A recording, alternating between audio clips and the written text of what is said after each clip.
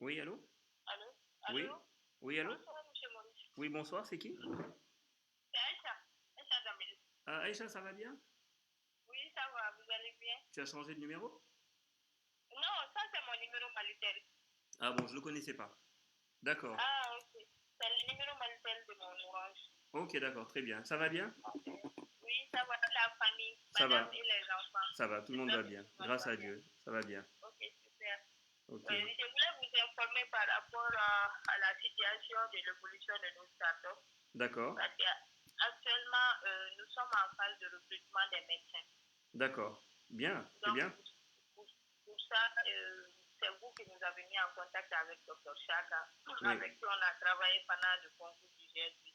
c'est ça. Je ne sais pas si voilà. Donc maintenant, on souhaitait travailler avec lui, mais on ne peut pas le faire sans vous informer. Ah, d'accord, mais vous avez bien raison. Mais regardez, là, je suis actuellement en live. Je viens de lancer à peine le live. Je vais vous rappeler dans peut-être, allez, dans une heure de temps. Ok, Ça ok, marche? Ok. ça marche. Ok, à tout de suite, merci. Ok.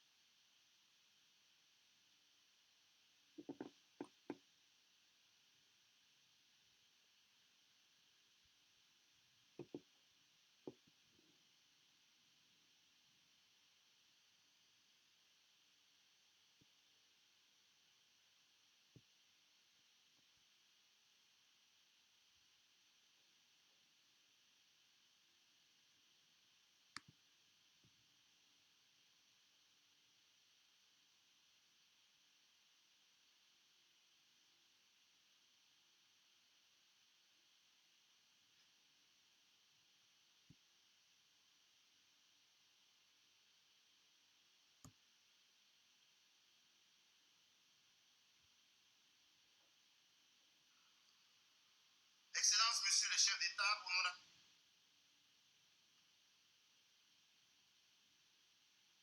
Bien, bonjour à tous. Bonjour, bonjour, comment allez-vous? Bonjour, soyez les bienvenus. Jean-Christophe, Elisa, Louis Lopi, Martin, soyez les bienvenus. Alors, merci infiniment à tous ceux qui ont pris du temps pour venir le passer avec nous. J'arrête juste le son ici.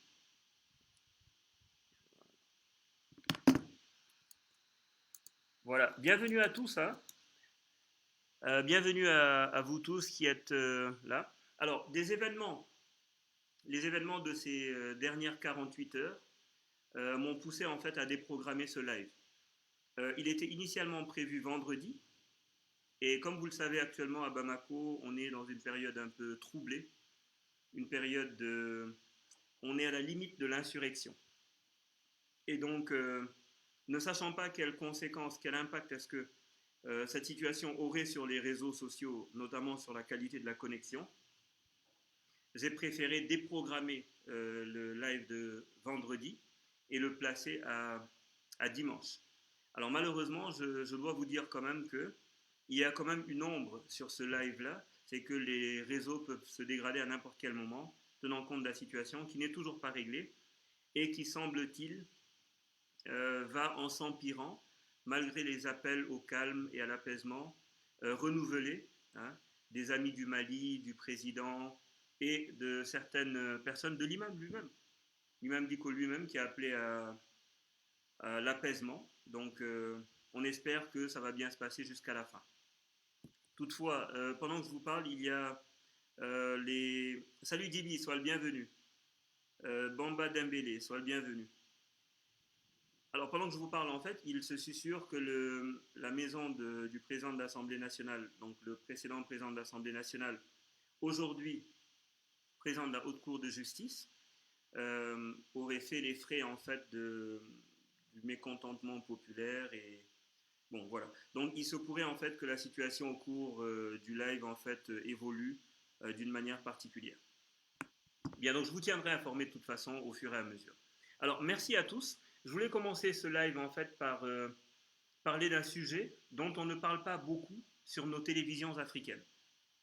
Et c'est le sujet en fait du Nil et du conflit qui oppose d'un côté l'Éthiopie à l'Égypte en fait, mais plus globalement l'Éthiopie aux pays qui sont sur qui bénéficient en fait des eaux du Nil. Alors, c'est un conflit un peu particulier.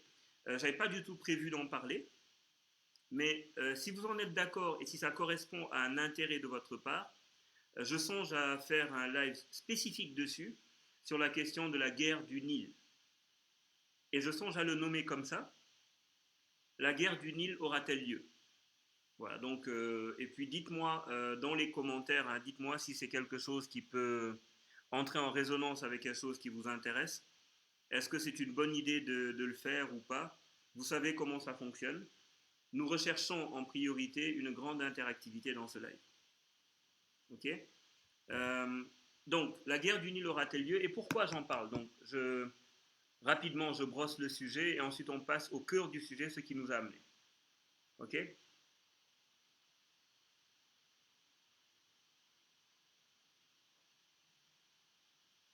Alors, très rapidement, l'Éthiopie entend débuter ce mois de juillet le remplissage de son barrage géant.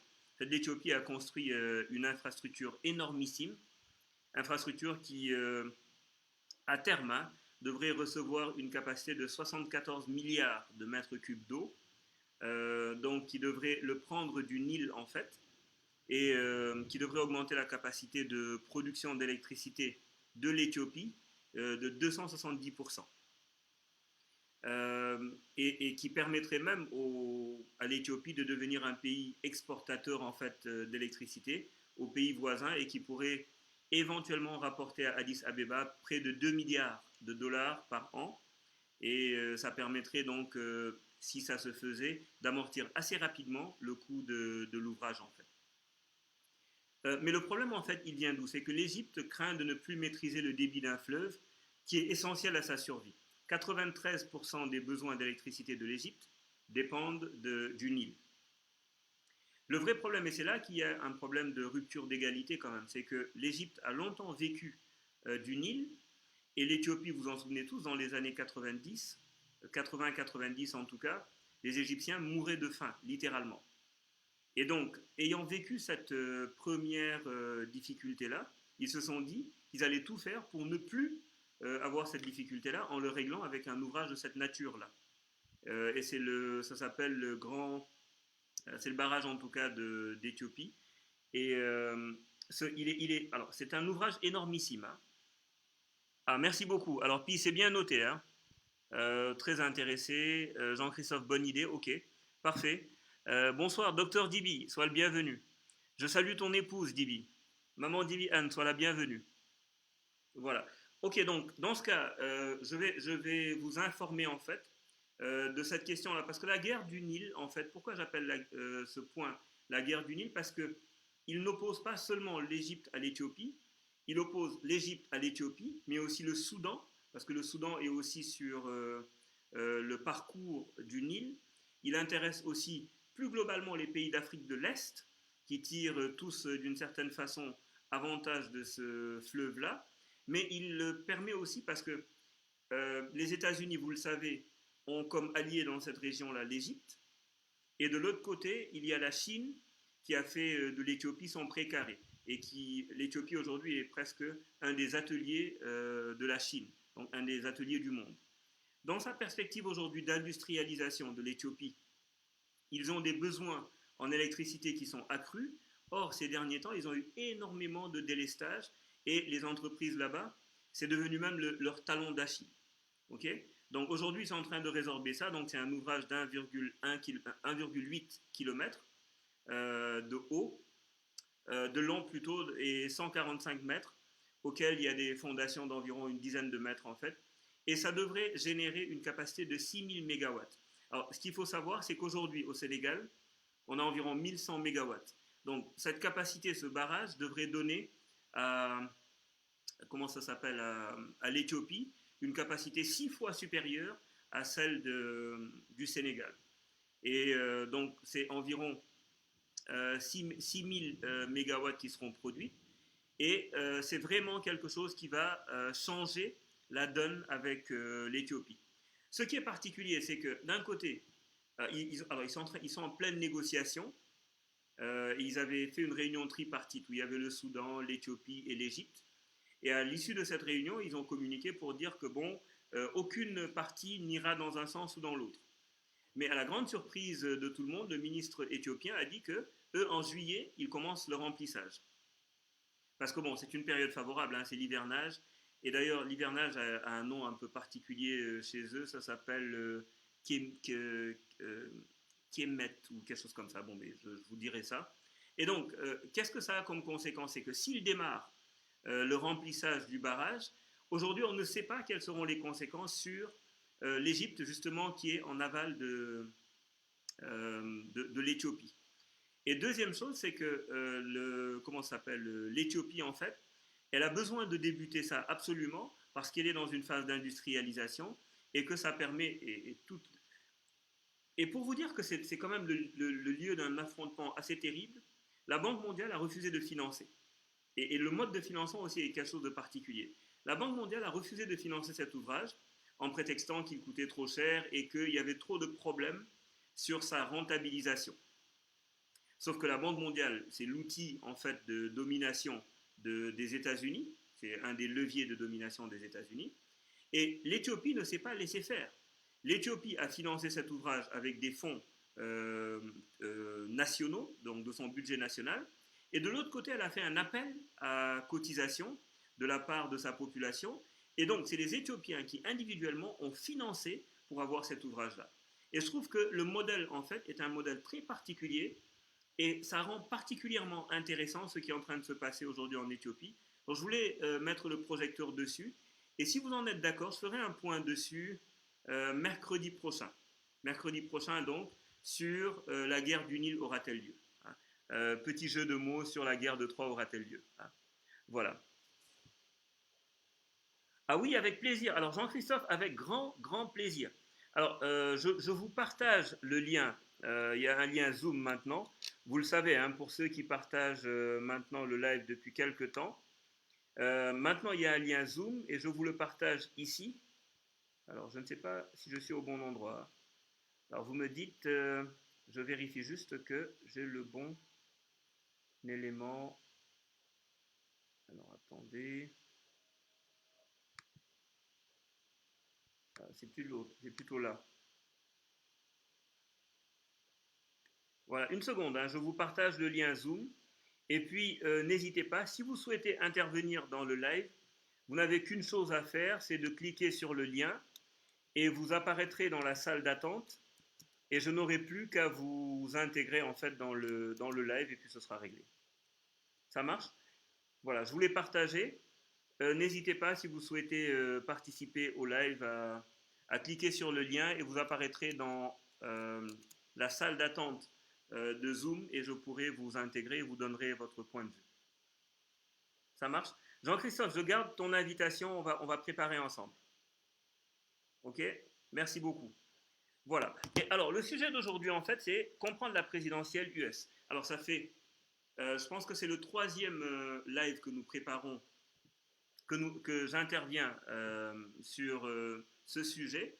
Et c'est le dernier. En fait, sur ce sujet-là, on va parler en fait des grandes différences qu'il y a entre le parti démocrate et républicain, et donc les grandes différences qu'il y a sur les candidats et sur donc le scrutin qui va se passer. Ok?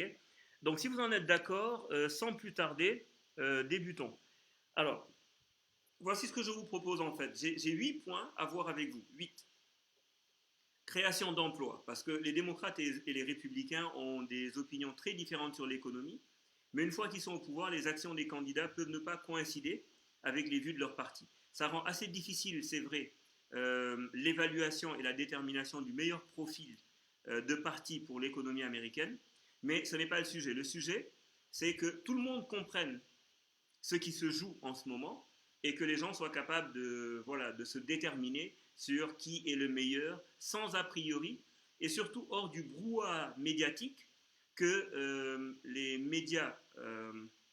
dominants, les médias dominants, qui essaient de tresser des cornes à Donald Trump, voilà, que vous puissiez aussi avoir des éléments de discernement.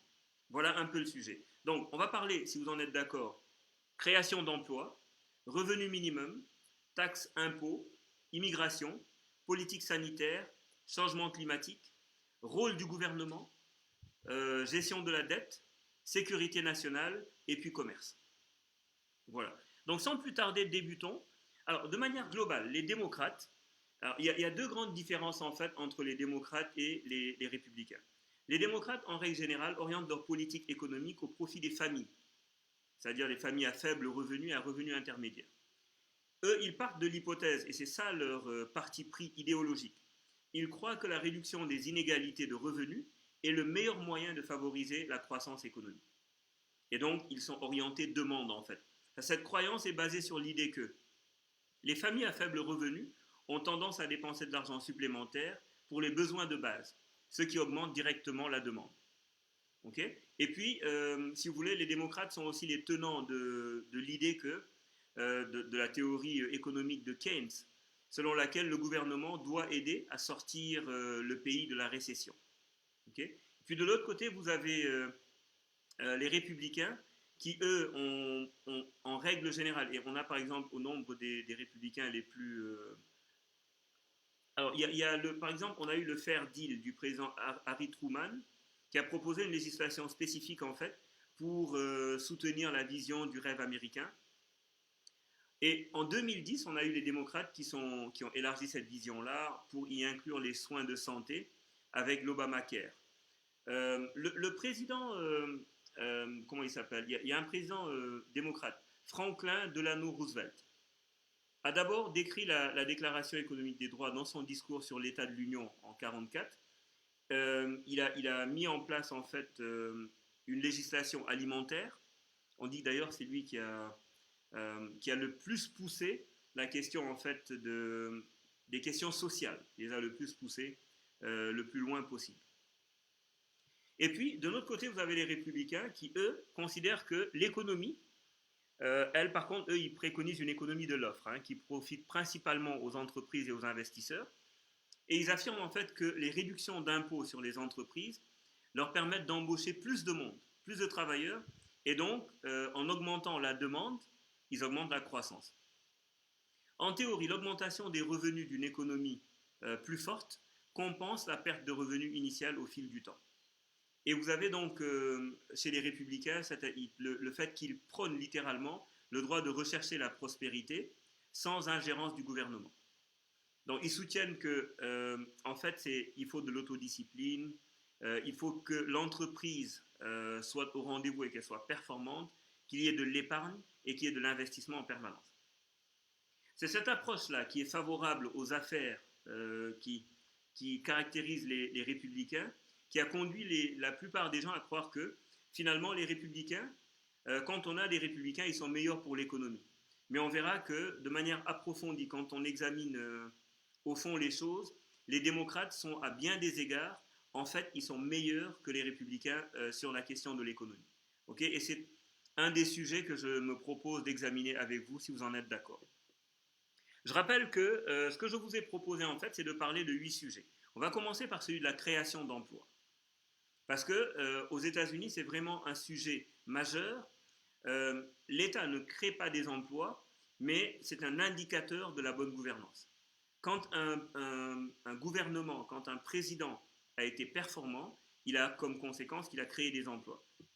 D'ailleurs, ça me fait doucement sourire, parce que nos présidents, justement, s'ils étaient évalués de la même façon, je crois qu'il n'y en a pas beaucoup qui réussiraient leur examen. Alors, si vous n'êtes pas d'accord, vous savez comment ça se passe, hein. Dans les commentaires, vous mettez que vous n'êtes pas d'accord et puis on en rediscute. Ok ? Oui, c'est vrai, tu as raison, Dibi, mais les bons points et les mauvais points me prennent trop de temps. Et le problème, c'est que je veux évacuer cette question-là. Si tu en es d'accord, dès que j'ai fini avec ces 8 points-là, je te fais les bons points et les mauvais points parce que, en plus, il se trouve que j'ai quand même pas mal de bonnets d'âne à décerner. J'en ai 2 en fait, et j'ai 2 points positifs à donner. Donc dès que j'ai terminé avec ces 8 points, je reviens sur la question et on évacue le sujet. Ça marche? Ok, parfait. Alors, donc sur la création d'emplois, les républicains disent que les réductions d'impôts, c'est le meilleur moyen de créer des emplois. Alors que les démocrates, eux, considèrent que, et vous savez, c'est les élèves de l'école de Keynes, eux, ils pensent que c'est les dépenses publiques qui sont le meilleur moyen de créer des emplois. Et vous savez, Keynes, en fait, avec la logique des grands travaux, qui estimait que les grands travaux, les grands chantiers sont le meilleur moyen de relancer une économie en perte de vitesse. Et Barack Obama donc, a utilisé les 2 leviers. Il a utilisé à la fois le levier des grands travaux, mais aussi le levier de la réduction économique, alors que c'était un démocrate. Et d'ailleurs, sur le point de la création d'emplois, sur le point, merci Divi, sur le point de la création d'emplois, il faut noter que le président Bill Clinton a créé 18 millions d'emplois, soit 15,6% d'emplois supplémentaires par rapport à son prédécesseur. Et plus que tout autre président, c'est le président Roosevelt qui a accru le pourcentage en fait de création d'emplois et le top, hein, c'est le record, 21,5%. Mais cette croissance de 21,5%, elle a eu lieu sur 3 mandats. Donc, c'est vrai qu'il a considérablement augmenté comment ça s'appelle, les emplois, mais il l'a fait sur une période de temps plus longue. Alors, si vous ne comptez que 2 mandats, le président Ronald Reagan était le plus important en pourcentage parce qu'il a augmenté, lui, les emplois de 16,5% sur les 2 mandats. Okay. Alors, dans la politique de... Comment les présidents créent-ils des emplois aux États-Unis? Le bilan d'un président en matière de création d'emplois dépend beaucoup du cycle économique. Par exemple, ceux qui ont hérité d'une récession, c'est le cas de Clinton par exemple, c'est le cas de Obama avec la crise de 2008, c'est le cas de Reagan, de Carter, de Lyndon Johnson, qui eux, ont mieux réussi à créer des emplois, alors qu'ils ont hérité quand même d'une récession. Mais ils ont commencé avec une base basse et n'avaient donc nulle part où aller que vers le haut. Parce que quand vous êtes dans une crise, tout est bas. Donc c'est plus facile d'augmenter les emplois quand on sort d'une crise. Mais si c'est plus facile arithmétiquement, ça ne l'est pas économiquement. Donc par exemple, vous avez Nixon et Eisenhower qui ont fait beaucoup pire que les autres. Alors Trump, justement, on va en parler parce que je veux vous dire ça justement. Trump a fait moins bien qu'Obama à l'étape actuelle. Trump a fait moins bien qu'Obama. Et c'est très bizarre parce qu'il s'en vante beaucoup. Il s'en vante beaucoup, mais il a fait moins bien qu'Obama. On va en parler tout de suite si tu le veux bien. Alors, les présidents disposent de nombreux outils pour créer des emplois. Mais les outils les plus importants, c'est la politique budgétaire. Donc, qui est une politique budgétaire expansive. En fait, c'est une politique de déficit. Hein. Vous savez ce que c'est, hein? On dépense plus qu'on a d'argent. Et les dépenses publiques, parce qu'elles distribuent, elles mettent des revenus dans l'économie, elles ont comme conséquence en fait de créer des emplois. C'est des emplois qui sont financés à perte. Mais dans les infrastructures, il n'y a pas de perte. Hein. Vous savez bien ce que c'est. En matière d'infrastructure, il n'y a pas de perte. Et les grands chantiers sont généralement des dépenses d'infrastructure. Alors, aux États-Unis, les dépenses publiques peuvent aussi employer des personnes directement et par le biais de contrats. Donc, qu'est-ce que c'est en fait? C'est que vous avez la fonction publique locale, donc les mairies, les administrations, les administrations qui s'occupent de recherche d'emploi, peuvent aider à créer des emplois. Et le but, c'est quoi? C'est d'encourager le secteur privé à embaucher grâce à une demande accrue de consommateurs. Mais tous les présidents doivent requérir l'approbation du budget du Congrès avant de pouvoir dépenser. Et c'est pourquoi le taux de chômage?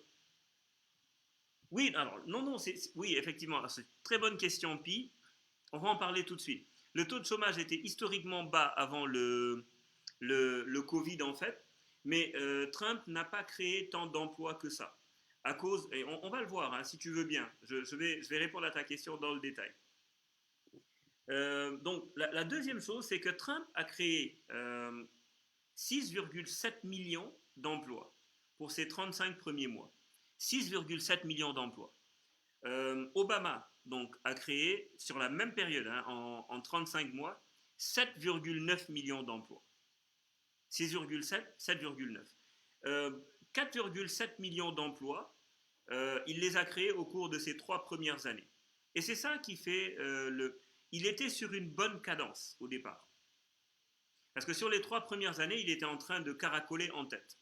Et puis, il a une augmentation de 3,1% par rapport aux 152 millions de personnes qui travaillaient à la fin du mandat d'Obama. Il y avait 152 millions de personnes actives. Oui, il y a la question de la planche à billets, on va en reparler. La question de la planche à billets n'est pas une question anodine sur la création d'emplois aux États-Unis. Et Trump a adopté une loi sur les réductions d'impôts et sur les emplois en 2017 pour pousser les grandes structures. Ah, c'est curieux ça. Alors attendez, j'ai la connexion qui est partie. Est-ce que vous m'avez toujours en ligne ou pas? Test 1, test 1.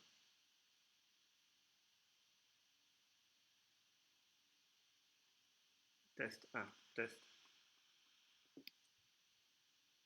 Est-ce que vous me recevez, mes amis? Est-ce que vous me recevez?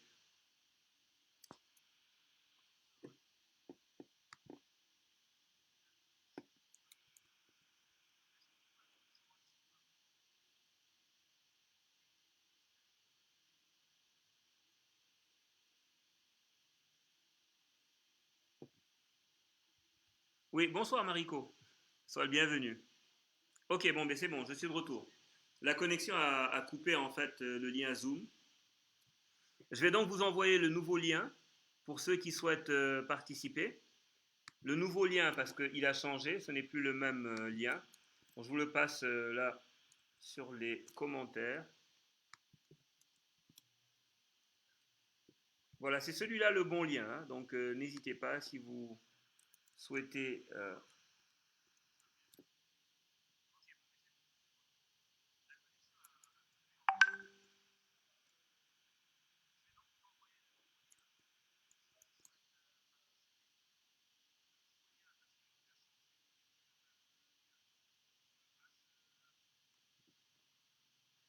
Alors, est-ce que vous êtes là? Oui, c'est bon? Parfait.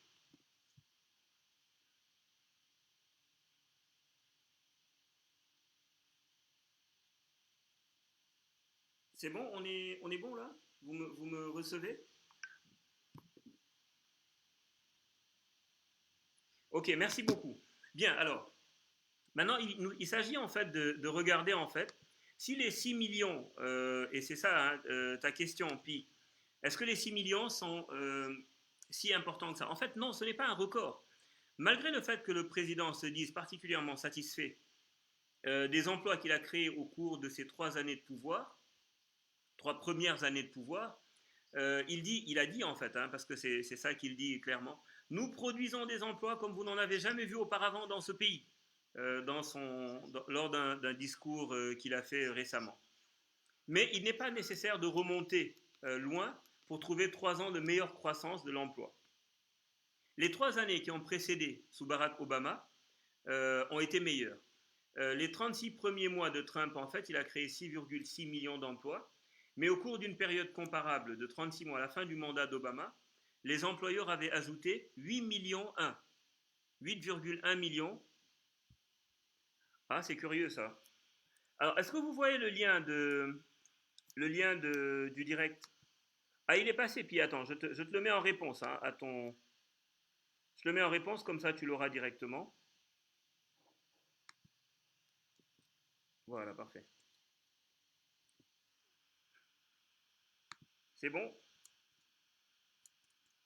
Ok. C'est bon, c'est juste après ton commentaire. Alors, au cours d'une période comparable de 36 mois à la fin du mandat d'Obama, les employeurs ont ajouté 8,1 millions d'emplois, soit 23% de plus que ce qui a été ajouté depuis que Trump a pris fonction. Mais il faut faire attention parce que quand on est quand on est au bout de son deuxième mandat, on a eu le temps quand même de mettre en place un certain nombre de dynamiques qui permettent en fait d'avoir l'impact positif. C'est-à-dire que le taux de création d'emplois au bout de des 3 dernières années du deuxième mandat est supérieur à celui qu'on a au début du mandat. Et donc, c'est effectivement faire un mauvais procès à Trump de considérer que c'est moins important, puisqu'on compare les 3 dernières années aux 3 premières années. Or, les 3 premières années sont des années de travail, sont des années de mise en œuvre finalement des politiques publiques. Voilà. Alors, sur le revenu minimum, c'est un autre point sur lequel les républicains et les démocrates ne s'entendent pas. Ils ne s'entendent pas parce que, enfin, ils ne s'entendent pas. En tout cas, ils n'ont pas les mêmes approches. Les démocrates soutiennent que le salaire minimum devrait permettre de vivre décemment. C'est ça le sujet. Et Franklin Delano Roosevelt a créé le salaire minimum pour protéger les travailleurs pendant la Grande Dépression.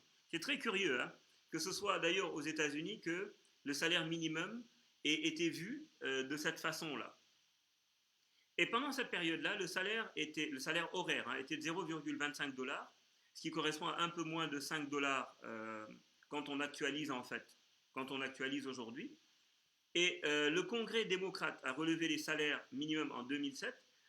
Aujourd'hui d'ailleurs, il est d'environ 8 $ et quelques. Et il y a eu 2 études en fait pour décider de comment on fait pour le porter à 9 ou à 10. Il y a eu 2 scénarios.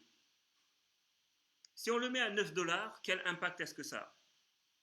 Parce que vous savez, les études montrent que quand le salaire minimum est élevé, il a comme conséquence une destruction d'emplois. C'est très bizarre, hein, mais c'est même pas bizarre. C'est comme ça. Ils ont fait des études et ils se rendent compte que plus le salaire horaire est élevé, et plus il a comme conséquence une destruction d'emplois. Certainement parce que la compétitivité n'étant pas au rendez-vous, les patrons sont obligés d'alléger la charge en fait, et donc de licencier. Le Congrès démocrate a relevé le salaire minimum en 2007 et l'a fixé à 7,25 $, où il se trouve actuellement. Aujourd'hui, il n'est pas loin de 8. Les démocrates soutiennent que l'augmentation du salaire minimum à 15 $ de l'heure, c'est ça qu'il faut. Et d'ailleurs, ça fait partie des sujets qu'ils vont porter lors de cette élection. Les républicains, par contre, eux, soutiennent que l'augmentation du salaire minimum pourrait forcer les petites entreprises à licencier des travailleurs. Et cette croyance-là, elle n'est pas forcément fausse. Elle n'est pas forcément fausse parce qu'il y a un rapport que vous pouvez trouver sur Internet, hein, du Congressional Budget Office, qui déclare que l'augmentation du salaire minimum permettrait de sortir 900 000 familles de la pauvreté, d'une main, mais que dans le même temps, ça coûterait 500 000 emplois. Donc, il faut regarder. Et c'est une question politique qui n'est pas simple. Et c'est pour ça d'ailleurs qu'elle tient plus de l'idéologie que de la seule question économique. En fait, les effets de l'augmentation du revenu minimum ont été examinés. Et donc, ils ont été examinés selon l'estimation dont je vous ai parlé tout à l'heure. Si on met l'option de 10,10 $ réduirait l'emploi d'environ 500 000 travailleurs au deuxième semestre. Au deuxième semestre par rapport à ce qui se passerait en vertu de la loi actuelle. Et cette diminution serait le résultat net de 2 effets. Une diminution légèrement plus importante des emplois pour les travailleurs à bas salaire en raison de leurs coûts plus élevés, et parce que c'est les charges variables. Hein. Les charges variables sont celles qui sont directement liées à la production. Si on augmente la production, on augmente ces coûts variables-là. Et le problème en fait de l'augmentation du coût, c'est que si on augmente le coût, on diminue, dans une logique d'optimisation, quand on augmente les coûts, l'effet chez les industriels, c'est une tendance à s'ajuster en baissant les quantités. Sauf si la demande incidente, la croissance de la demande incidente, donc les nouveaux qui sont capables de payer, va augmenter de quelques dizaines de milliers d'emplois. Donc c'est des calculs qui tiennent compte de ce qu'on appelle l'élasticité de la demande-prix en marketing, qui veut dire quand vous augmentez en fait le prix, de combien détériorez-vous la demande quand vous augmentez les prix. Alors c'est des calculs de même nature qui permettent aussi de déterminer quelle est l'élasticité de la demande, qui est l'effet de l'augmentation du coût horaire sur la création d'emplois. Ok? Voilà. Donc, sur la question du revenu minimum, on a bien compris qu'il y a un grand hiatus entre, d'un côté, les démocrates qui estiment que c'est une bonne chose de l'augmenter et qui le visent même à 15 dollars, et les républicains qui estiment que 9 dollars, c'est déjà beaucoup, et que 10 dollars, ça détruirait les emplois. Voilà. Et notamment des emplois, les petites et moyennes entreprises qui pourraient en souffrir beaucoup plus que les autres. Sur les taxes, alors bon, je ne rentre pas dans ce débat hein, sur la différence qu'il y a entre impôts, taxes et redevances. Mais globalement, retenez que pour les taxes, en fait, il y a une contrepartie, même s'il n'y a pas de proportionnalité. Sur l'impôt, il n'y a pas de contrepartie directe, en fait, mais c'est quelque chose, c'est une contribution solidaire aux efforts de la vie nationale, hein, les routes, les chantiers, etc. Et les redevances, en fait, c'est quelque chose qu'on paye pour un service qui nous a été rendu, même si, au nom du principe de solidarité, on n'en a pas bénéficié soi-même. C'est le cas, par exemple, de la redevance sur les ordures ménagères, redevance sur la télé pour ceux qui sont en France, qui est une redevance qu'on paye pour l'usage de la télé, même si on n'a pas de télé. Et puis, il y a d'autres redevances que les pouvoirs exécutifs locaux mettent en œuvre, en fait, pour collecter des revenus et pouvoir organiser la vie dans la société.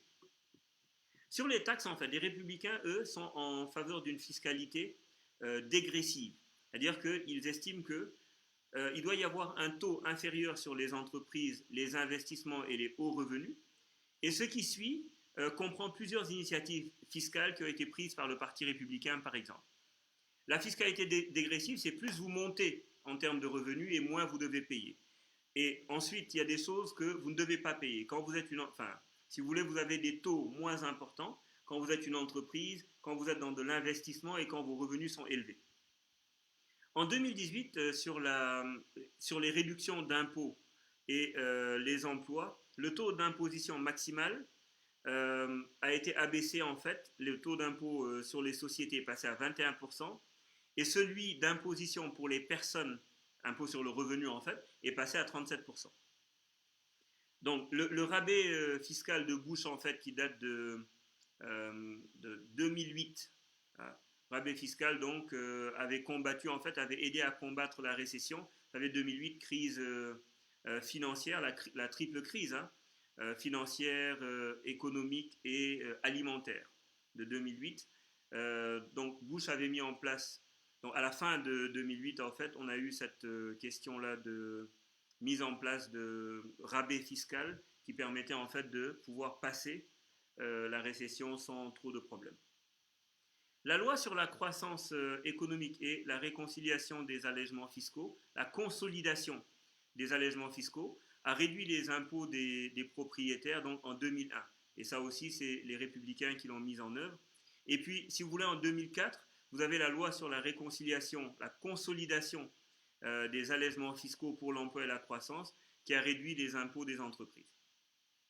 Et puis d'un autre côté, vous avez les démocrates qui, eux, sont plutôt dans une démarche, eux, de fiscalité progressive, qui exige des impôts de plus en plus élevés sur les investissements, les grandes entreprises et les familles qui ont des revenus élevés. En partant de l'hypothèse aussi que ceux qui ont plus doivent contribuer plus aux dépenses de la collectivité.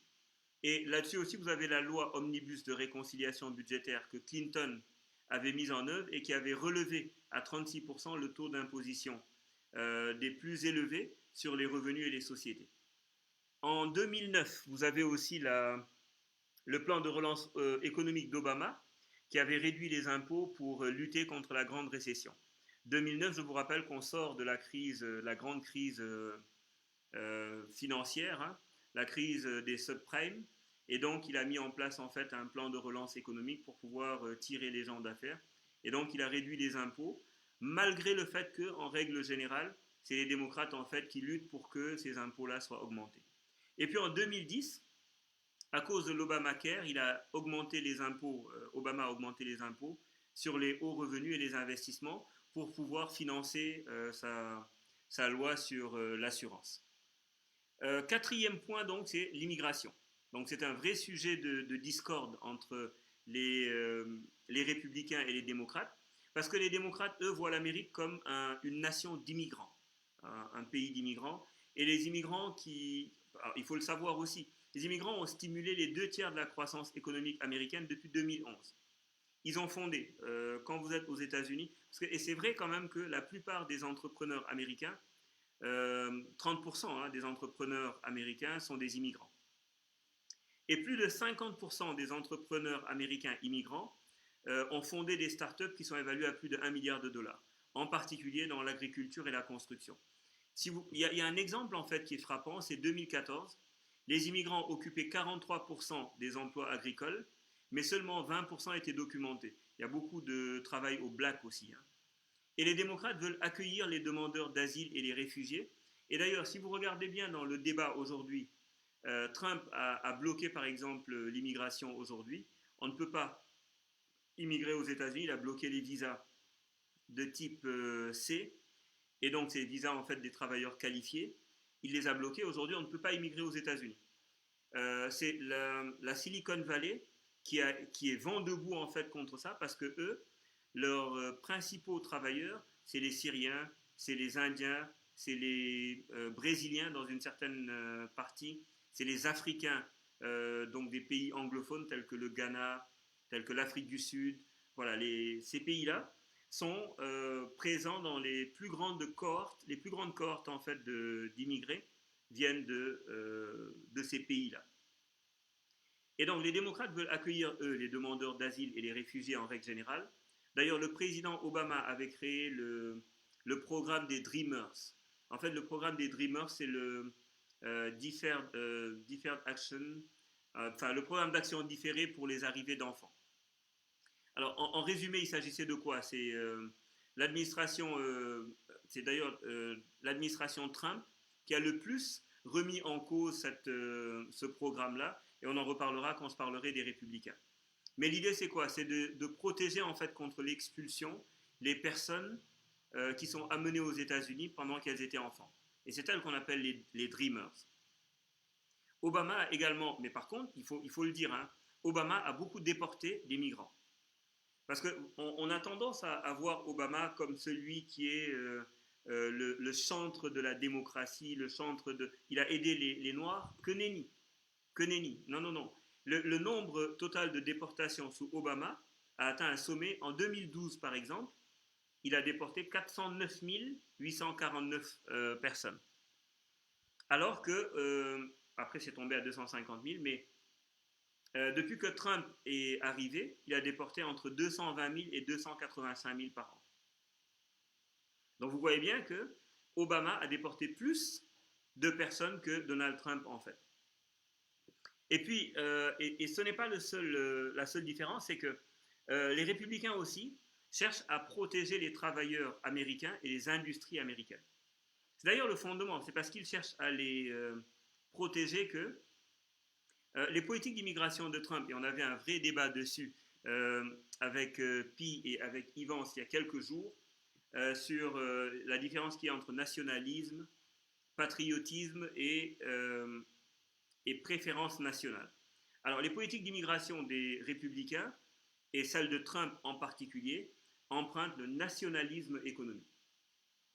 Par exemple, il veut achever le mur frontalier avec le Mexique, vous savez, le fameux mur qu'il a promis de construire, et il a menacé d'expulser des immigrants protégés par cette loi-là dont je vous ai parlé tout à l'heure, Deferred Action, donc la loi des Dreamers en fait, et il veut réduire le nombre de réfugiés.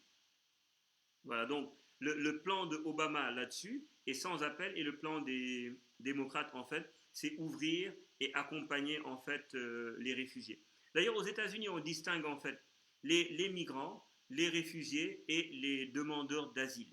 Ce n'est pas du tout la même chose, et les démocrates font exactement la différence, mais ils sont favorables aux trois. Donald Trump se défend d'accueillir des migrants. Il dit en fait que les migrants ne sont pas tous des réfugiés, les migrants ne sont pas tous des demandeurs d'asile, et il fait quelque chose qui est très proche de ce que, comment il s'appelle encore, Sarkozy avait fait la distinction qu'il y a entre les migrants économiques et migrants humanitaires. Okay, mais évidemment, vous avez bien compris que tout ça, ce sont les arguments favoris des nationalistes et de ceux qui ne veulent pas ouvrir leur pays et se fermer. D'ailleurs, sur cette question de l'immigration, il y a un point qui est un point symptomatique de la politique républicaine et qui est un marqueur de la politique de Donald Trump depuis qu'il est arrivé. Et vous en avez certainement entendu parler, c'est la construction du mur. Oui, la construction du mur qu'il veut faire entre comment ça s'appelle là, entre le Mexique et les États-Unis.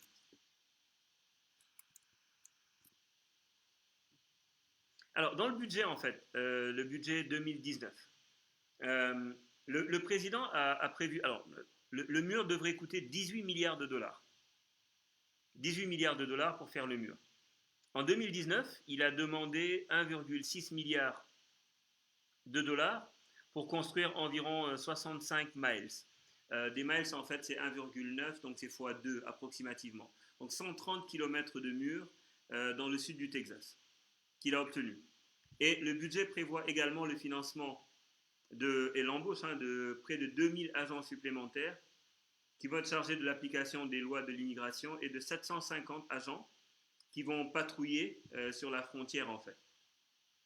Et le budget propose en fait justement le budget de cette construction de murs de faire des investissements importants tout en continuant à financer la surveillance et d'autres technologies et initiatives de sécurité au niveau des frontières.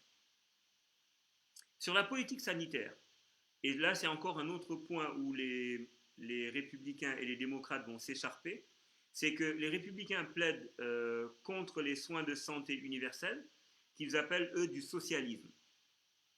Ils considèrent en fait que le système actuel basé sur une assurance maladie universelle tient du socialisme, et eux considèrent que les assurances de maladie privées sont très bonnes. Et ils préfèrent donner aux États des subventions globales à utiliser selon leurs besoins, plutôt que d'avoir un système qui coûte cher, qui s'appelle l'Obamacare, et qui n'est pas très efficace. D'ailleurs, beaucoup de ces politiques se reflètent, parce que Obama a fait justement dans le cadre de son programme des propositions de réforme, mais enfin on parle de réforme gentiment, mais c'est vraiment une abolition. Il propose d'abroger, d'annuler, donc de supprimer purement et simplement l'Obamacare et de la remplacer par quelque chose d'autre qu'on pourrait appeler un Trumpcare, mais on n'y est pas encore. Les démocrates, par contre, eux, croient que le gouvernement fédéral devrait rendre les soins de santé abordables. D'ailleurs, Obama n'est pas le seul à avoir fait son Obamacare. Il y a aussi Hillary qui avait beaucoup travaillé à contrôler les frais médicaux, mais elle n'a jamais pu le faire adopter par le Congrès républicain. Les Clinton aussi ont réalisé deux autres mesures quand ils étaient en place de réforme des soins de santé. Elles n'ont pas beaucoup fonctionné. En 1996, il y a eu ce qu'on appelle la loi sur la transférabilité et la responsabilité en matière d'assurance maladie, qui permet aux employés de conserver le régime d'assurance maladie, parrainé par l'entreprise 18 mois après qu'ils aient perdu leur emploi. Et ça, et chaque fois qu'il y a une loi de ce type-là, elle est prise en charge, et l'initiative est faite par les démocrates, et elle permet en fait aux Noirs et aux minorités d'avoir une assurance médicale parce que le coût de l'assurance privée est trop cher. S'il n'est pas supporté par l'entreprise dans laquelle on travaille, c'est juste impossible. Peu de gens ont les moyens de se payer une assurance maladie. Or, aux États-Unis, le programme d'assurance maladie pour enfants coûte très cher, par exemple, mais aussi pour les personnes qui ont des antécédents médicaux. Parce que, bon, vous savez ce que c'est, un programme d'assurance. Si vous avez des antécédents médicaux, ça veut dire donc que la probabilité que la prime que vous avez payée soit explosée est très forte. Prenons un exemple, vous avez des antécédents médicaux et vous payez 10 000 francs pour vous soigner, pour couvrir vos frais médicaux. C'est sûr qu'au courant de l'année, vous aurez des frais médicaux qui vont dépasser 10 000 francs. Et donc, ce qu'on appelle le ratio sinistre sur prime va être déficitaire. Donc, la police d'assurance sera déficitaire et donc l'assureur ne pourra pas tirer son épingle du jeu. Et c'est pour ça que les républicains n'acceptent pas, enfin eux ils veulent que ce soit les privés qui s'en occupent, et n'acceptent pas que ce soit l'État qui prenne en charge ces questions-là. Les démocrates ont donc proposé en fait une assurance maladie pour les enfants subventionner et qui, alors subventionner dans la loi de 2010 à ce qu'on appelle le Affordable Care Act. Il ne faut pas oublier que c'est George Bush père ou fils qui a régularisé des millions de migrants. De plus, les républicains ne sont pas... Alors, attendez, j'ai un commentaire de Lulopi. Plus les républicains ne sont pas forcément contre les migrants, puisque cette main-d'œuvre souvent qualifiée mais sous-payée permet de faire baisser les salaires. Oui, complètement, Pete, tu as tout à fait raison. Et c'est pour ça d'ailleurs que quand on parle en fait des différences entre les républicains et les démocrates, on a tendance à les voir comme tout d'un bloc. Mais c'est ce que je rappelais au début de ce live en disant que souvent des candidats républicains arrivés aux affaires avaient radicalement changé et fait des choses en fait qui n'étaient pas dans l'idéologie, en tout cas la doctrine du parti. Ok ? C'est vrai, effectivement, ils ont beaucoup radicalisé. La privatisation du médical, c'est ce que dit Jean-Christophe Château, il a raison. Les républicains sont fondamentalement anti-assistanat, anti-socialisation, anti-l'État est responsable du malheur des gens. Ce n'est pas du tout leur sujet. Eux, ils considèrent au contraire que chaque personne doit se gérer personnellement. Ensuite, il y a la question du changement climatique. Sois le bienvenu, Dieli Mori, mon jeune frère. Elom Antonio de Souza, mon jeune frère, sois le bienvenu. Alors, sur la question du changement démocratique, c'est encore un autre lieu dans lequel les démocrates et les républicains, finalement, se battent, hein, et où ils ont des idées, en tout cas, opposées. Pour les démocrates, le réchauffement climatique affecte tous les autres problèmes économiques. Et d'ailleurs, on avait ce débat-là tout à l'heure avec Louis Lopi sur la question donc, de l'écologie. Pour les démocrates, la question de l'écologie est une question transversale. Et c'est une question qui a un impact dans tous les problèmes économiques. Par exemple, et d'ailleurs, c'est pas faux, la Banque mondiale estime que le changement climatique pourrait envoyer 1,4 million de migrants vers le nord d'ici 2050. La sécheresse, les régimes de pluie qui changent et les conditions météorologiques extrêmes détruisent des cultures et conduisent à une insécurité alimentaire qui conduit les gens finalement à émigrer vers des endroits où la vie est meilleure. Les démocrates soutiennent, donc prennent des mesures en fait pour arrêter le réchauffement climatique. Je vous rappelle que vous savez par exemple la COP 21 a été signée par Obama, document historique sur lequel toute l'humanité, alors toute l'humanité j'exagère un peu, mais la plupart des pays en fait étaient d'accord pour faire des efforts pour réduire les émissions de gaz à effet de serre de 2 points. Et quand Obama est arrivé, il a purement et simplement retiré les États-Unis en fait de l'accord de Paris sur le climat. Et ça veut dire, c'est tout un point d'ailleurs, parce que pour les républicains, cette histoire de changement climatique, c'est une farce. Ils considèrent d'ailleurs, les républicains, que le développement de la production de pétrole et de gaz avec des subventions du gouvernement fédéral et des réductions d'impôts est une bonne chose. D'ailleurs, ils se sont opposés au protocole de Kyoto, vous savez, au contrôle des émissions de carbone. Ils sont opposés à de nombreux dirigeants républicains d'ailleurs. Yes, Dieli Mori, merci beaucoup, Frangin. De nombreux dirigeants républicains donc nient carrément le changement climatique. Ils nient en tout cas qu'il se produise dans les conditions où on dit qu'il se produit. Et ils nient ensuite un deuxième élément, c'est qu'il soit causé par la combustion de combustibles fossiles. C'est-à-dire donc qu'il nie en fait que c'est l'utilisation du pétrole, du gaz, etc., donc des combustibles fossiles, qui soient à la base du réchauffement climatique. Et donc, c'est tellement vrai que, en tant que climato-sceptique, Trump a retiré les États-Unis de l'accord en considérant que l'accord de Paris sur le climat nuisait à la compétitivité des États-Unis. Salut Lionel, sois le bienvenu, Frangin. Ok, donc sur le changement climatique, il y a encore là un vrai casus belli entre Joe Biden et Donald Trump, et sur le rôle du gouvernement maintenant. Parce que je souhaite rappeler aux uns et aux autres que les républicains considèrent en fait que le rôle du gouvernement, ce n'est pas d'interférer avec l'économie de marché. Et eux, ils plaident pour une déréglementation, dérégulation totale qui conduit souvent à des monopoles. quand on dérégule totalement. Eux, ils considèrent d'ailleurs que l'aide économique oblige les gens à cesser de travailler. Et vous avez le président Hoover qui a soutenu les politiques économiques de laisser-faire. Et le laisser-faire, c'est écrit comme ça en anglais d'ailleurs. En anglais, on dit exactement la même chose, laisser-faire.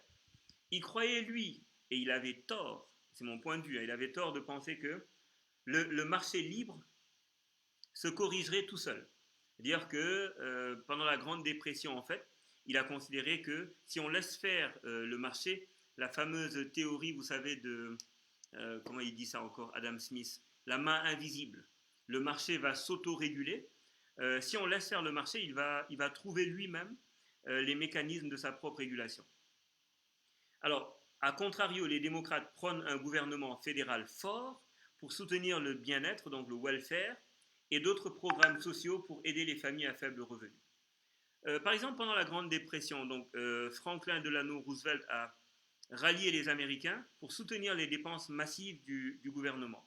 Et au cours des 100 premiers jours qu'il a fait au pouvoir, il a augmenté la dette de 4 milliards de dollars.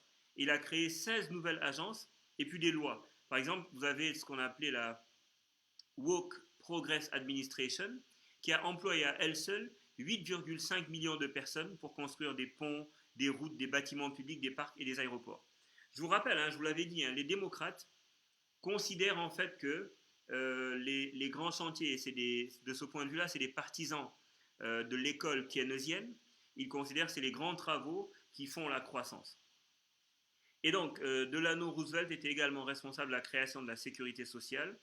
Et Lyndon B. Johnson a créé des initiatives d'assurance maladie, le Medicaid et de rénovation urbaine. Les démocrates, par contre, eux, ont également montré leur soutien aux réglementations qui visent à protéger les consommateurs. Par exemple, le président Woodrow Wilson a fait pression pour avoir la loi antitrust. Alors, pour résumer, c'est la balance entre l'ultralibéralisme et l'État-providence qu'il faut trouver. Mais personne n'a trouvé la solution. Oui, parce que, effectivement, mais ce n'est pas que de l'idéologie, c'est aussi de la politique. Et aux États-Unis, plus qu'ailleurs, si c'est possible, les résultats comptent. Et les résultats comptent, et je vous ai dit, un des indicateurs de performance clé de la réussite d'un président, c'est le nombre d'emplois qu'il a créés. Un des indicateurs clés de mesure de la performance d'un président, c'est la lutte contre le chômage. D'ailleurs, aux États-Unis, et c'est très intéressant, aux États-Unis, c'est la création de richesses.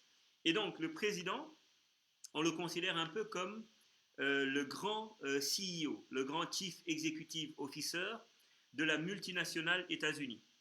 Et dans la multinationale États-Unis, comment mesure-t-on les performances des présidents? Mais à des critères économiques. C'est à l'aune donc des critères économiques que l'on détermine si un président a réussi ou s'il a échoué. Je voulais saluer ma sœur Françoise Cora. Coucounette, sois la bienvenue. Ok. Et donc, ensuite, il y a un autre élément, c'est que Franklin Delano Roosevelt a signé un point qui s'appelle le Glass-Steagall Act, qui interdisait en fait aux banques d'utiliser des dépôts pour acheter des investissements risqués.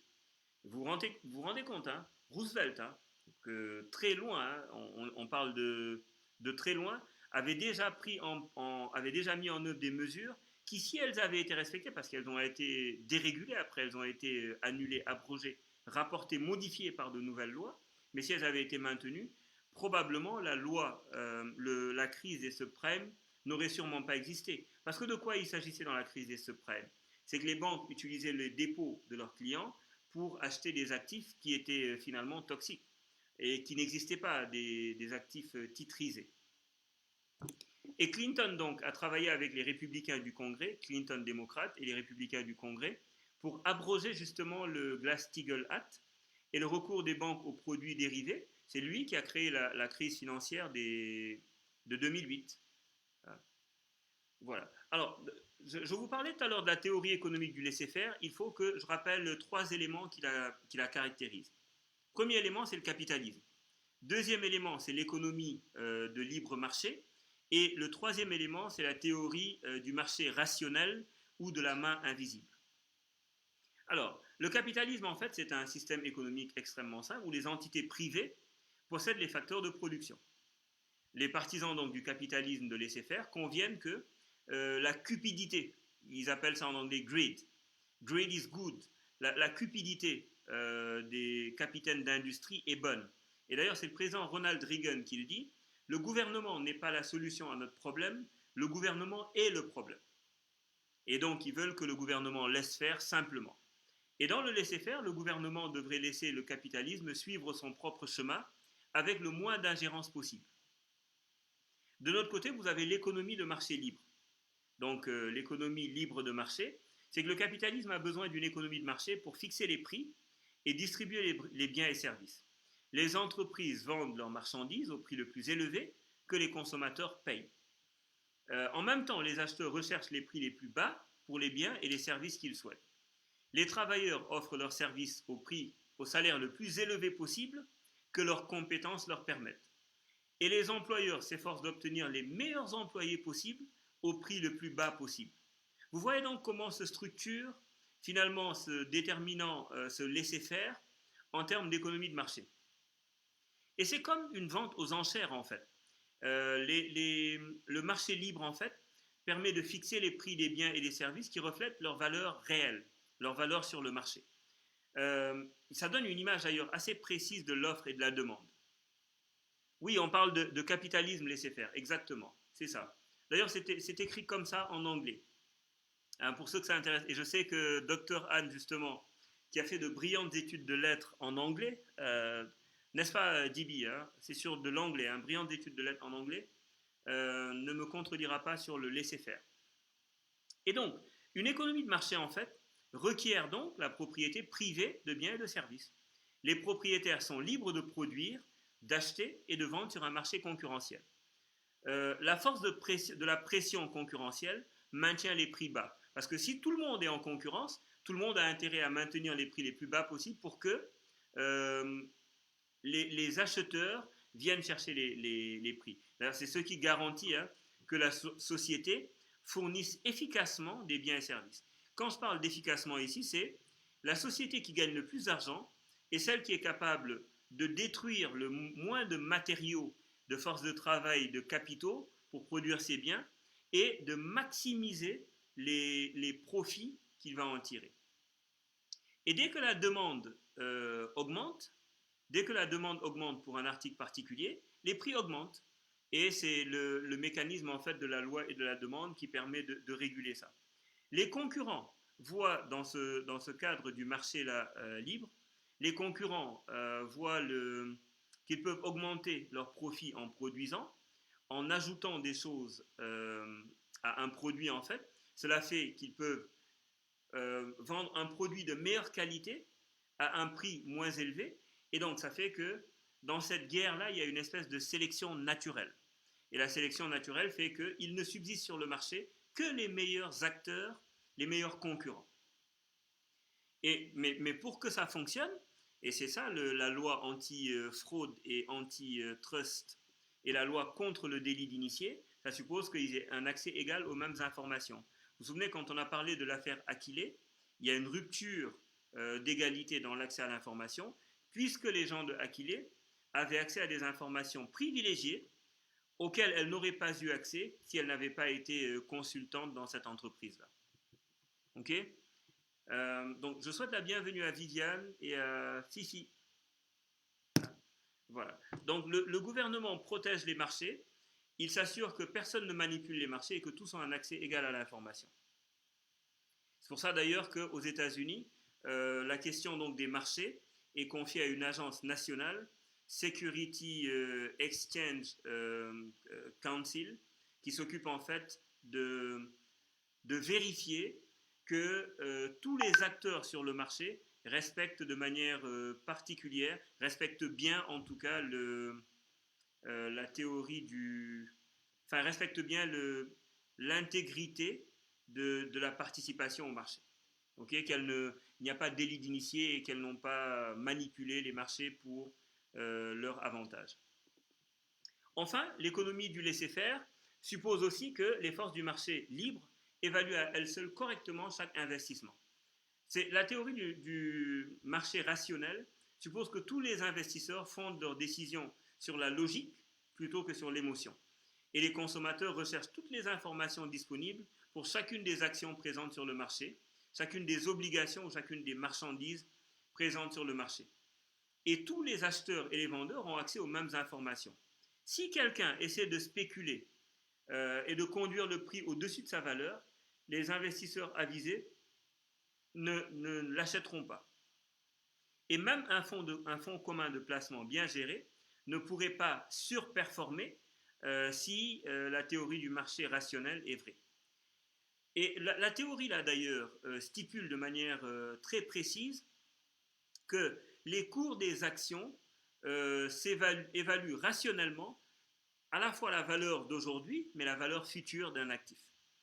Et les investisseurs intègrent toutes les connaissances des conditions présentes et futures quand ils font une transaction. C'est d'ailleurs la raison pour laquelle les PDG ne s'occupent pas simplement de la valeur intrinsèque des produits, ils s'occupent aussi de l'image de marque de l'entreprise et ils s'occupent d'attirer à eux les meilleures compétences parce que les compétences font partie de la valorisation d'une entreprise. Donc, en fait, la recherche même a prouvé qu'il y a une relation inverse entre la relation d'un PDG et la performance de l'entreprise. Ce qu'on appelle la relation inversement proportionnelle. Plus la rémunération d'un PDG est élevée, et moins la performance de l'entreprise est bonne. Et moins la performance de l'entreprise est inversement. Donc, la théorie du marché rationnel considère en fait que la dépendance de l'humanité à l'émotion lors de l'achat même d'un seul stock n'est pas prouvée, que l'humanité c'est ce qu'on appelle l'homo economicus. L'homo economicus, c'est que l'homme dans un marché économique fonctionne de manière rationnelle. Et les investisseurs, et c'est ça le problème, les limites de cette théorie, c'est que les investisseurs souvent suivent le troupeau et quand tout le monde achète dans un sens, la plupart des investisseurs achètent dans le même sens. Et la crise de 2007 en a été un très bon exemple de ce qui s'est passé. Et je vais terminer donc sur le point de la dette. Sur la dette, en fait, les républicains prônent la responsabilité fiscale. Ils considèrent en fait que chaque personne dans l'économie doit contribuer fiscalement à la vie de la nation. Alors, paradoxalement, et c'est ça qui est bizarre, les deux, et les démocrates et les républicains, ont considérablement augmenté la dette. Par exemple, Obama a augmenté la dette en dollars en ajoutant 8,6 billions, donc c'est des trillions, billions en anglais c'est des trillions, donc c'est des milliers de milliards. 8,6 milliers de milliards de dollars. Le président George Bush était le deuxième, il a ajouté lui 5,8 000 milliards de dollars. Et Delano Roosevelt a été celui qui a le plus augmenté en pourcentage. Il a augmenté de 1048% quand il a déployé tous ses efforts pour lutter contre la Grande Dépression et pour la Seconde Guerre mondiale, qu'ils ont financé à coups de planche à billets. Et c'est Jean-Christophe qui en parlait tout à l'heure, exactement ce qu'ils ont fait. Ils ont fait tourner la planche à billets pendant la Seconde Guerre mondiale, et à la fin de la Seconde Guerre mondiale, ils ont sorti l'étalon or. Vous savez, avant, et d'ailleurs c'était ça le point, on disait en fait que le dollar is as good as gold. As good as gold, c'est-à-dire que le dollar, si vous donnez un dollar, on vous donne l'équivalent en or. Mais quand on est sorti de la Seconde Guerre mondiale, ils avaient tellement fait tourner la planche à billets qu'il n'y avait plus en face suffisamment d'or pour garantir les dollars qui ont été dépensés. Ils l'ont fait à coup de planche à billets, mais ils l'ont fait aussi à coup d'endettement, puisque l'endettement des États-Unis sous Delano pendant la Grande Dépression, donc dans les années 33 et la Seconde Guerre mondiale 39-45, ils ont fait passer, il l'a fait en tout cas Delano Roosevelt, à 1048% d'endettement. Le président Wilson est celui qui a engagé le deuxième plus grand pourcentage grâce à la Première Guerre mondiale. D'autre part, Clinton a créé un excédent budgétaire pour la première fois, 63 milliards de dollars avec l'omnibus budget, qui a consolidé en fait le budget en 93. Mais chaque président républicain depuis Calvin a alourdi la dette. Alors les principaux présidents républicains, Abraham Lincoln, Ulysse Grant, Theodore Roosevelt, Dwight Eisenhower, Richard Nixon et Ronald Reagan. Et puis de l'autre côté, chez les démocrates, vous avez avec Obama et Bill Clinton, vous avez Andrew Jackson, Woodrow Wilson, Delano Roosevelt, Harry Truman, John Kennedy et Lyndon Johnson. Voilà. Et maintenant, pour terminer sur la question de la sécurité nationale, parce que ce point est un point aussi qui oppose beaucoup les partisans, donc les républicains et les démocrates. Les républicains accusent les démocrates d'être mous en matière de défense, mais les deux partis dépensent une grande partie du budget pour l'armée. Et ça, indépendamment les États-Unis, et ça c'est un point sur lequel il n'y a pas de discussion, tous les présidents américains ont toujours fait de la sécurité nationale une priorité number one. Wilson a commencé la Première Guerre mondiale, Delano a commencé la Seconde Guerre mondiale, Truman a largué les 2 bombes nucléaires sur les civils japonais, et c'est lui qui a déclenché la guerre de Corée. Il a également fait passer la politique étrangère américaine de ce qu'on a appelé l'isolationnisme à un État policier mondial avec l'aide de ce qu'on a appelé la doctrine Truman. Obama a reçu, lui, le prix Nobel de la paix. C'est très curieux parce que ses dépenses militaires étaient bien plus élevées que celles de Bush. Obama a dépensé près de... alors, sur tout l'exercice, hein, il a mis sur les 2 mandats 1 045 747 milliards de dollars. Énormissime. Et Bush, 764 633 milliards de dollars qu'ils ont dépensé en matière de dépenses militaires. Donc Obama a dépensé bien plus que Bush. Alors Bush a déclenché par contre la guerre, les 2 guerres, hein, en Afghanistan et en Irak. Donc en termes de sécurité nationale, les deux finalement sont assez similaires. Et enfin, sur la partie commerce, donc sur la partie trade, les démocrates ont considéré en fait que les accords commerciaux protègent les travailleurs américains, mais ils ont traditionnellement soutenu que le commerce équitable est préférable au protectionnisme. C'est quoi cette affaire? 2 petites secondes, hein, parce que moi je vous entends, mais je crois que c'est le...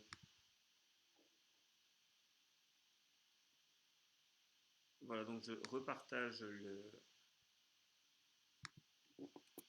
lien. 2 petites secondes, hein, j'ai eu le time out en fait, je crois que c'était ça le sujet.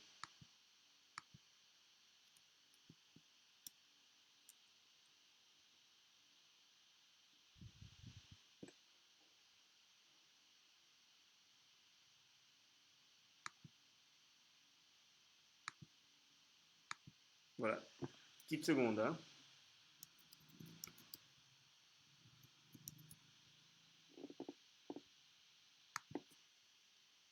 C'est bon, c'est revenu? Est-ce que vous me voyez là ou pas?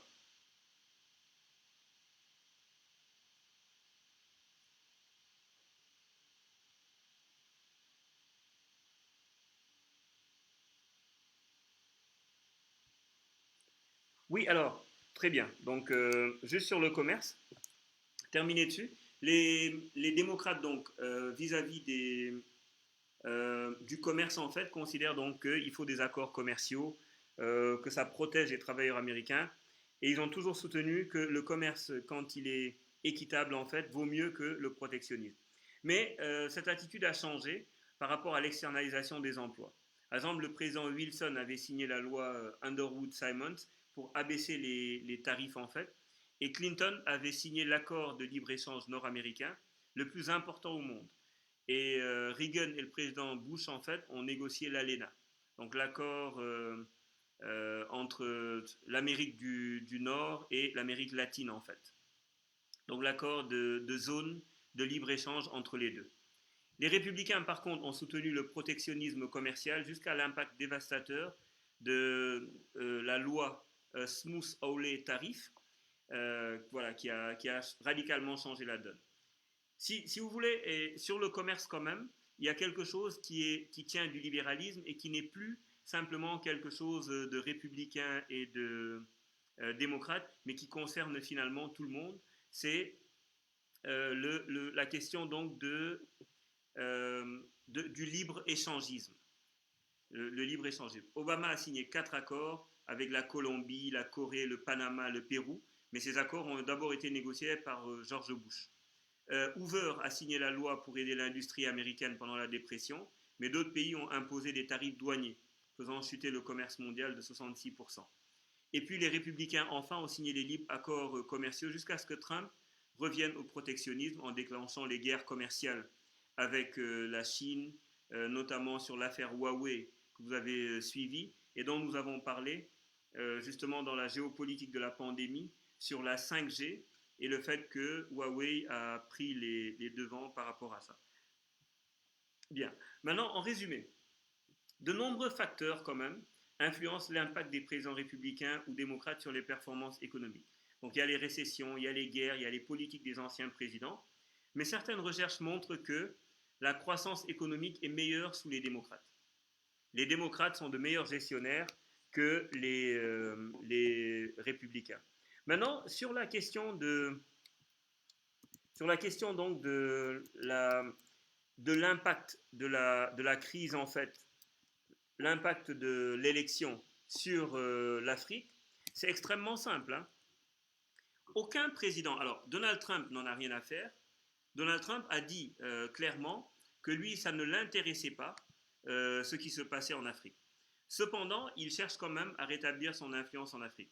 Parce que, et c'est un paradoxe, il y a un paradoxe en fait de l'influence américaine en Afrique. Il dit que ça ne les intéresse pas, pourtant ils sont présents dans les 50 pays africains.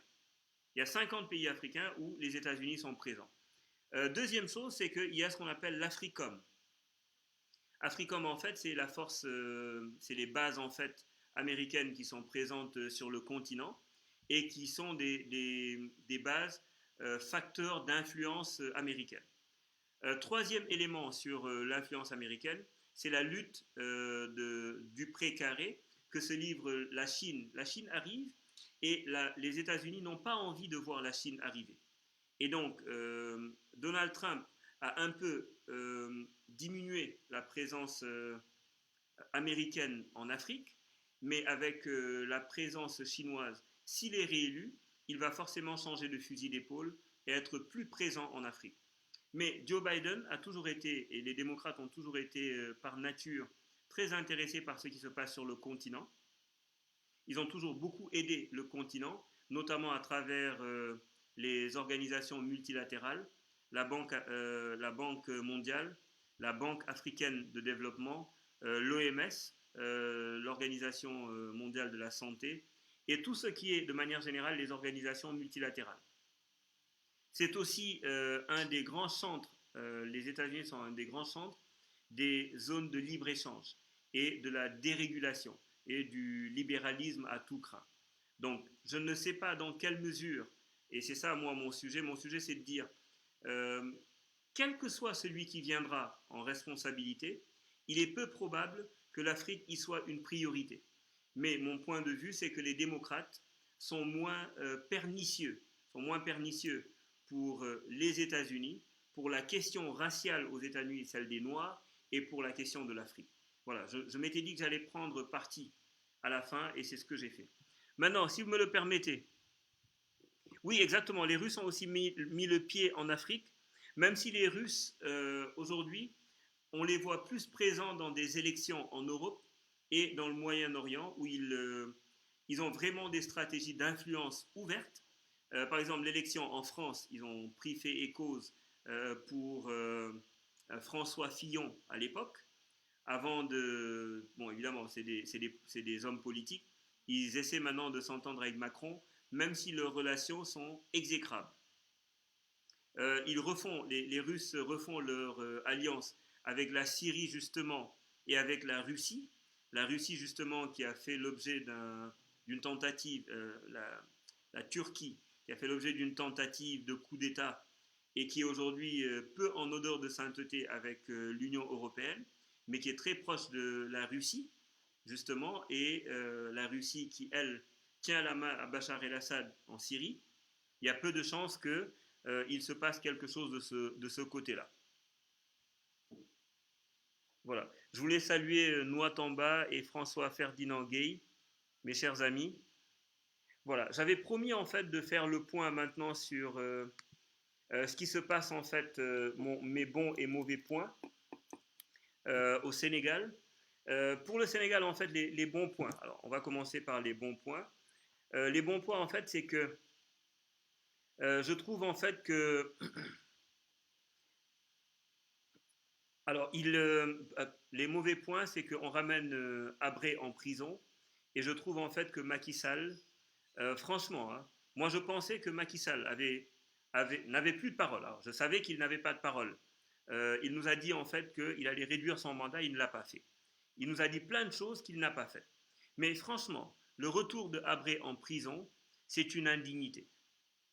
Voilà, ça c'est pour moi bonnet d'âne, président Macky Sall, c'est un très mauvais point. Vous avez tort. Vous n'auriez pas dû ramener Habré en prison.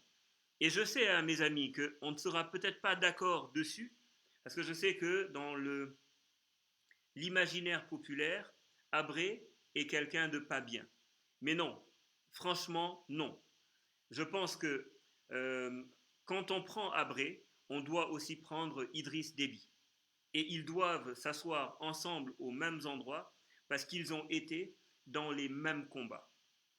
Vous ne pouvez pas avoir Idriss Déby, qui a été ministre de la Défense de Habré, ou ministre des Forces armées, je ne sais même plus, qui a été son homme de main, et du jour au lendemain, le blanchir complètement et considérer qu'il n'y a que Habré qui est coupable. Parce que ce n'est pas de la justice. On ne fait pas de la justice en faisant de la géométrie variable. Donc ça, quand même, c'est un sujet qui m'a quand même inquiété. C'est un sujet qui m'a peiné. Ensuite, le deuxième mauvais point, c'est, comment il s'appelle, le monsieur des Oryx, là. C'est la deuxième semaine d'affilée que je le nomine, c'est Abdou Karim Sall. Parce que, je dis, il rajoute en fait à l'indignité et à l'incompétence, plus le conflit d'intérêts, il rajoute maintenant l'arrogance. Et moi, j'ai l'habitude de dire, hein, l'arrogance, c'est le privilège de ceux qui vont perdre le pouvoir. Vous ne pouvez pas vous permettre d'être arrogant. Ok? Vous ne pouvez pas. D'abord, faire preuve d'un conflit d'intérêts, et on vous l'a reproché. Vous ne pouvez pas, à la fois, faire perdre à l'État un actif, parce que, de mon point de vue, les oryx, au-delà même de la préservation de la faune, c'est un actif que les parcs nationaux utilisent pour attirer du monde. Donc vous tuez, donc vous dégradez un actif. Il semblerait que vous l'ayez mangé. Alors, si j'en crois le docteur Cherdien, dont j'ai regardé l'interview, il semblerait que ces oryx aient fini dans vos assiettes. Et que on vous dise, vous devez au moins démissionner, ou à tout le moins rembourser le coût des oryx. Qu'est-ce que vous faites? Vous traînez des journalistes et vous les faites mettre en garde à vue. C'est inacceptable. C'est inacceptable. Et je rappelle que ça fait quand même beaucoup de fois que, je pense que c'est la 4e ou la 5e fois sur un mois et demi, qu'il y a encore une attaque contre les libertés de la presse, et ça commence à devenir assez insupportable. Voilà.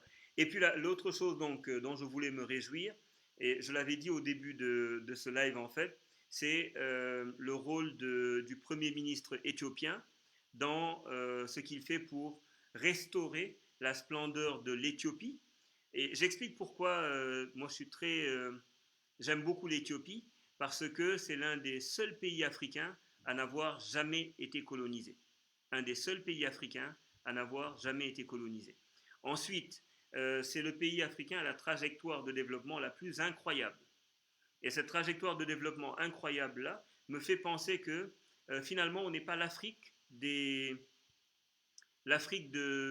comment on va dire, de la malédiction de Cham. Qu'il est possible d'inventer une Afrique différente. Et je voulais féliciter le Premier ministre Ahmed en fait, pour ce qu'il fait pour l'Éthiopie et le féliciter pour le fait qu'il aille jusqu'au bout.